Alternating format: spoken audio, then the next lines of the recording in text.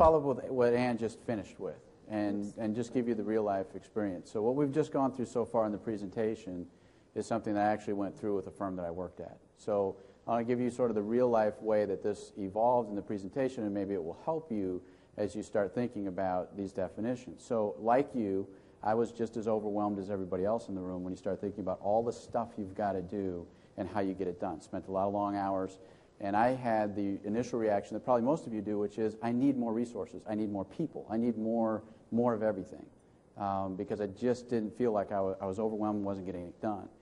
So we started a process at the firm of really starting to look at what actually needs to be done.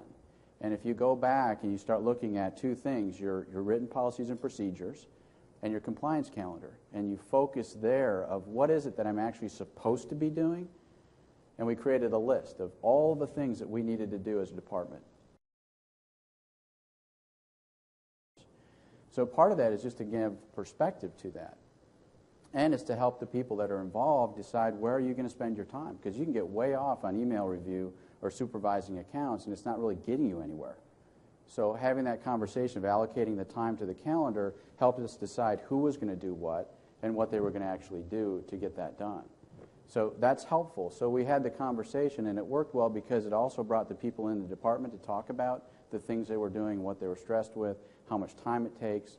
And the next element we put on that is to try to assess a cost to that, because the main goal of what we were trying to do is budget adding more resources. So that's what we started out, is how are we going to go in and communicate to them that I need more resources. It turned out different when we got it done, but that was the start. How many people do we need to get the things done, and where are we spending our time? So we started putting that stuff together, and then we started figuring out what our cost is for employees. And you don't have to go to someone and say, you make X and you make X, so that's why it costs something. Employees understand that at certain levels you need certain people doing certain functions. So there are better uses of people at this particular skill than at this skill. So I may need you to read the reports and look at the information on there, but I'm going to digest that and put it in a report somewhere else. So who does that work as part of that conversation as well?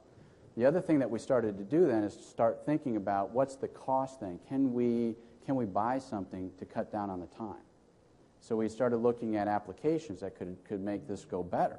What we found is as we started to put time on things and talk about the compliance administrators that were doing it, they looked at it and said, you know, I could cut 3 hours out of that if I put it in an Excel spreadsheet, or I could cut 2 hours out of this. So now they're starting to think in terms of how do I use my time better, and it influences the department.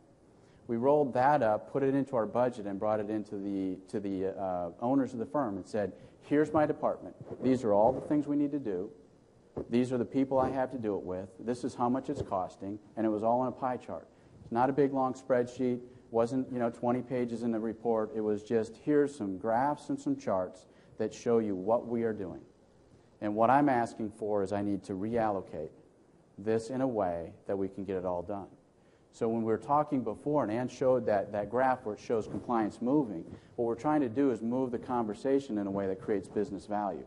So instead of standing there saying, I need more resources, I've got to hire more people, I'm now having a conversation about how the firm is being run and the way in which we're doing work and how we can leverage that so that it's lower cost and more effective. That's value. That's the conversation the CEOs are looking for. Now, what we found in having that conversation is then the C-suite owners got more involved in the dialogue. They looked at it and said, well, what if we put that into the investment department? What if they started doing part of that work for you? Now we can move some of that out, create a little bit more opening in your pie chart, and you can do more of this work. And so out of all of that, we didn't actually hire anybody. But what we got is a more collaborative environment to where we were all managing the work much better. And it didn't stop there. We used that every year over year, until that pie chart got to be exactly where we wanted it to be. But you can't get there if you don't start with a benchmark. If you don't start that process, it doesn't move. No. And that's the key part.